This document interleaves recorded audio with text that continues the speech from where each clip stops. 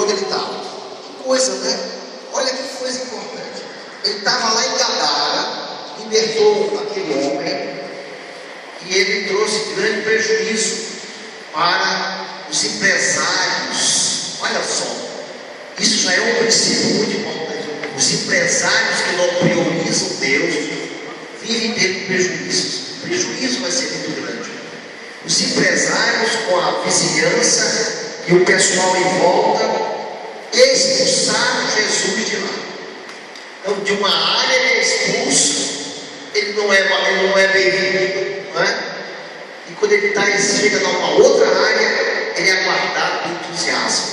Isso para nós é um ensinamento muito grande, para nós não nos entristecermos quando nós não somos agradáveis, bem recebidos numa área, tem outra área que vai ser bem recebida.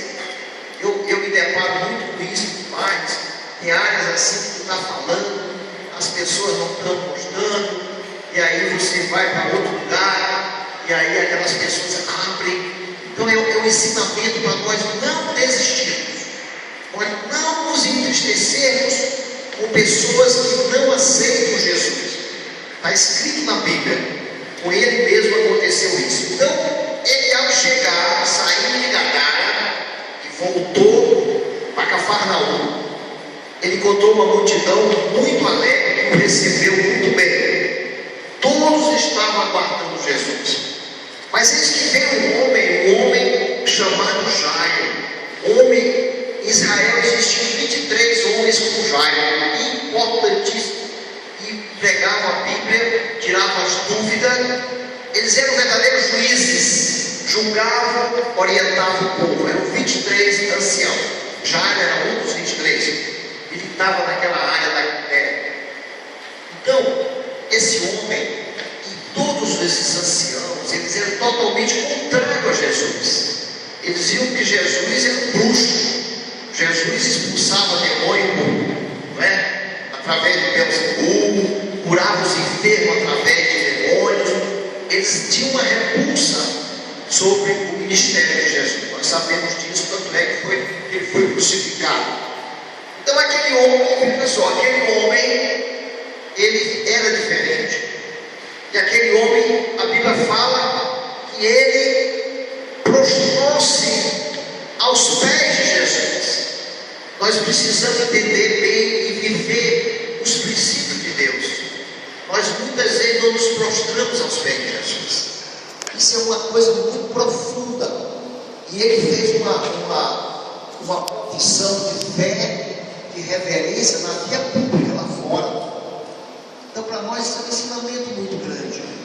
Como Deus abençoa e atende às prostrações de coração quando nós estamos prostrados aos pés de Jesus. Muitas das vezes nós temos relacionamentos, nós estamos lá na sede, nós temos um livro de meditação na sede, nós estamos seguindo esse livro.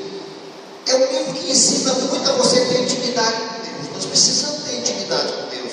Nós precisamos aprender como nos relacionarmos com Deus. Então uma coisa é doutrina, que é muito importante, ensino é muito importante. Outra coisa é relacionamento.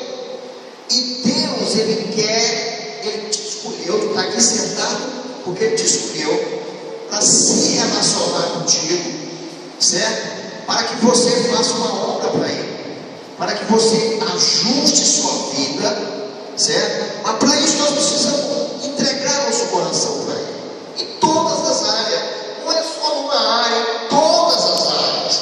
Se é para construir uma área aqui, um chalé, né, como o professor achou, vamos ajudar, vamos trazer materiais, vamos cooperar, todas as áreas da nossa vida. Gente, a resposta vem de Deus.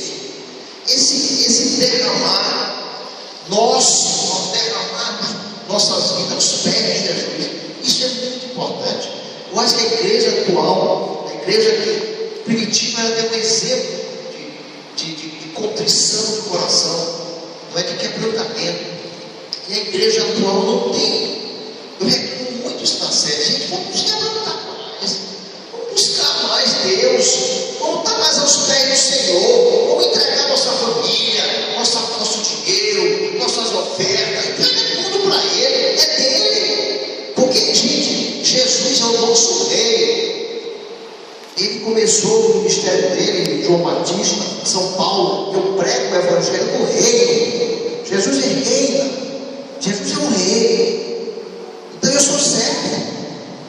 Eu sou servo. Você tem que saber que você é servo dele. Então nós precisamos ver o nosso rei. Então, ele aqui já veio, se prostra para ele.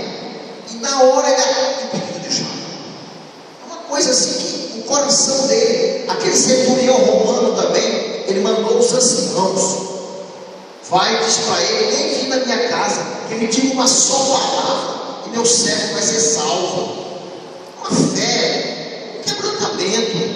Ele se maravilhou. A Bíblia diz que ele ficou maravilhado. Aí ele se virou para a multidão que estava com ele e disse: eu nunca vi em Israel alguém igual a esse homem. Um centurião, um soldado romano. Ele não encontrou em Israel ninguém igual. E aqui ele vai logo atender. Nós precisamos que ele atenda nossas orações, mas nós precisamos aprender como tocar em Jesus. E esse texto aqui, ele ensina como agradar Jesus. Como é a maneira de eu tratar do rei. Qual é a maneira que eu vou tratar do Deus Todo-Poderoso. Não é uma coisa assim horizontal. Não é. É vertical. Muito bem. Então, ele suplicou. Olha a palavra que é usada na Bíblia. Ele era um dos principais da sinagoga, prostrou na via pública, para todo mundo olhar. Será que teu ministério todo mundo sabe lá fora? Será que o teu trabalho todo mundo sabe que é crente? Às vezes não sabe lá fora. Você não deixa revelar. Você não extravasa o bom perfume de Cristo onde você trabalha, onde você ensina para a tua família. Certo? Nós precisamos tomar essas atitudes, esses ajustes na nossa vida. Irmão, a primeira coisa que Deus faz quando Ele quer te usar, Ele diz: ajusta a tua vida, para que o meu propósito te alcance. Essa é a primeira coisa que Deus faz.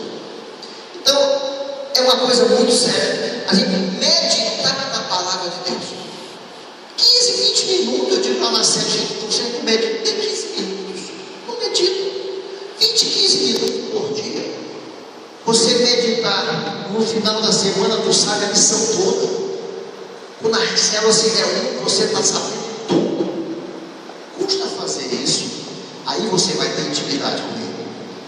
Certo? Então, este homem aqui, ele quebrou rituais, quebrou preconceitos, quebrou a lei de Moisés, para se prostrar diante de Jesus, se prostrar diante de um homem que estava sendo rejeitado pela cúpula israelense, certo? Então é muito forte o que Jairo fez. A atitude de Jairo foi uma atitude impressionante. É muito fácil hoje você se prostrar para Jesus lá fora, mas naquela época, naquele contexto, foi muita coragem. Então aqui eu aprendo que eu tenho que ter mais coragem. Eu tenho que ter mais desprendimento. Eu tenho que ter mais vida espiritual. Eu tenho que ter mais ajuste em minha vida, mais espontaneidade, pagar preço, passar por ridículo até. Avalie um homem como Jairo prostrado na rua aos pés desse homem que diz que é o Messias. Mas ele passou e ele teve resultado. Então, irmãos, ele teve resultado. Pois ele tinha uma única filha. Sua filha única estava morrendo. Mas nesse ínterim, apareceu uma mulher, Jairo esperando um problema a resolver na sua casa. Aí aparece alguém que parece que interrompe Jesus. Você já ia andando com Jairo, aí aparece uma mulher que estava passando por 12 anos. Interessante, 12 anos. A filha de Jairo tinha 12 anos. 12 anos de alegria que ela dava para Jairo, que era está muito doente, morreu. Aí aparece uma mulher que está há 12 anos sofrendo. E há 12 anos ela sofria de hemorragia. E há 12 anos ela estava anêmica, profundamente anêmica. Estava sofrendo com fraqueza. tinha com os médicos e não tinha resultado nenhum na sua saúde. Estava há 12 anos desesperada. E ela não tinha mais aquilo que tem. E ela esperou em Jesus. Ela acreditou em Jesus. Ela tomou atitudes. Ela não ficou em casa. Porque uma mulher com sangramento, gente, olha, naquela época, pela lei de Moisés, está lá em Números, capítulo 15. Levíticos, capítulo 15, desculpa. Pela lei de Moisés, uma mulher no período menstrual, ela não podia sair de casa.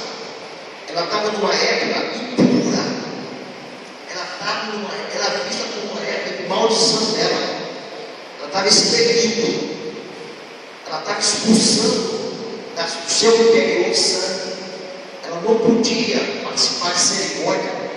Ela tinha que esperar uma semana para ela se purificar para vir para o culto. Ela não podia estar no culto menstrual.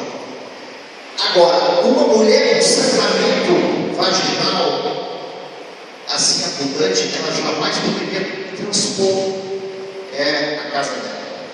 Ela não podia tocar em Jesus. Tudo que ela tocava estava puro pela lei de Moisés. Ela precisava parar o sangramento dela, ela esperava uma semana, não sangrou mais. Aí ela ia ao sacerdote contar a história dela, levava 2 pombinhos, 2 rolinhas, uma no sacrifício do seu pecado, pela impureza do sangramento, imagine, né? Pela lei de Moisés. E o outro pombinho, ou outro rolinha, ofertado em holocausto. Então, aí ela poderia se apresentar como qualquer pessoa normal. Jesus vai quebrar todos esses rituais. Jesus, diante de um louvor que agrade a ele passa por cima de período, rituais, religiosidade. É algo muito profundo. Essa passagem é linda porque ela pega dois casos extremamente diferentes, mas que tem uma grande importância para nós, para ensinar como nós devemos tratar com Deus. Não é fácil tratar com Deus também. Precisamos aprender. Não é? A gente aprende tanta coisa. Por que não se aprende a tratar Deus? A receber de Deus os benefícios para a nossa vida. Então essa mulher, ela veio por trás de Jesus. Ela precisava, ela creu que se ela tocasse nele, nem que seja em suas roupas. E naquela época era muito interessante a gente saber que ela vai tocar exatamente. Mateus fala onde ela vai tocar. Lucas não fala, ela vai tocar no cinturão dele.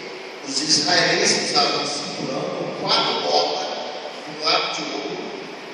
O que significava essas 4 bolas de um lado do outro? Aí o sino descia. Significava que eles tinham que se mandar, se lembrar das leis de Deus. Essas 4 bolas significavam as leis de Deus têm que ser lembradas, não podem ser esquecidas. Ela vai justamente ferindo a lei de Moisés. Interessante, né? Ferindo totalmente, toca na sua bola. E ela fica curada. Mas veio dele uma resposta muito interessante. Ela veio por trás dele e tocou na orla da veste, logo estancou a hemorragia. E aí eles dizem: quem me tocou? E Pedro vai dizer: vai ser eu, sempre Pedro, né? Pedro sempre está presente. Interessante a gente meditar em Pedro. Muito interessante. Assim, todo mundo te toca, todo mundo te abraça, todo mundo te cumprimenta, todo mundo te aperta. E tu pergunta: quem te tocou? Como é que eu vou te dizer? Centenas de pessoas te tocaram. Isso é um ensinamento muito grande para nós. Quantas pessoas estão orando, mas olha, não obterão resposta. Quantas pessoas estão louvando, estão adorando, mas alguém com fé tocou nele. Quer dizer que nessa passagem ainda, quem me tocou, como todos negassem Pedro com seus companheiros: mestre, as multidões te apertam, e tu dizes: quem me tocou? Contudo, Jesus insistiu: alguém me tocou, porque de mim saiu poder. Você tem que aprender a saber de Jesus poder. É para nós, meu irmão. É para nós. Tirar de Jesus o poder dele. Jesus veio para que nós possamos ter vida e vida abundante. A igreja seja abundante, abençoada, abençoadora. Não é? É uma coisa muito importante isso aí. A gente é muito tímido no nosso relacionamento com Jesus. Então é uma coisa que ensina para a gente que ele nem viu quem tinha tocado, mas alguém tocou com fé, não é? E essa pessoa recebeu. Vê como é lindo isso aí? Alguém me tocou, dele saiu